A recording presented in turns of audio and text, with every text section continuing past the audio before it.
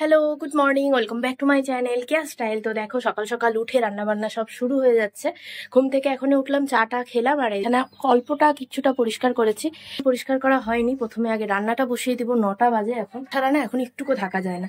তো কালকে রাতে দেখো সবজি কেটে রেখেছিলাম, দেখো যার জন্য কালকে রাতের থেকে আমি সব রান্না মানে কাটি সবজি সবকিছু করে রাখলাম, যাতে সকালবেলা খুব তাড়াতাড়ি করে রান্নাটা করে নিতে পারি। আর রান্নাঘরে গেলাম, ভাত বসালাম ইন্ডাকশনে। আমি তো ইন্ডাকশনেই ভাত বসাই। আমার হচ্ছে গ্যাস শেষ। এখন কত নাই মা গ্যাস? দিয়ে দিব কি তোমাকে? তাহলে এই যে তরকারি আর ভাতটা নিয়ে নাও। আসো তাড়াতাড়ি, নামো নামো, নিচে নামো।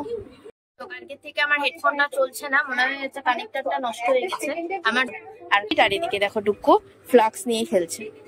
পাপোশ, রান্নাঘরে যে পাপোশটা থাকে এটা।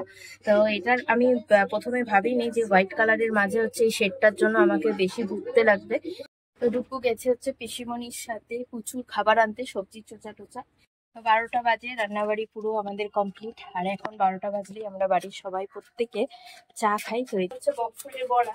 অনেকদিন ধরে বলছে যে মসুরির ডাল যেদিন করবা সেদিন বকফুলের বড়া করবা। ডাল হচ্ছে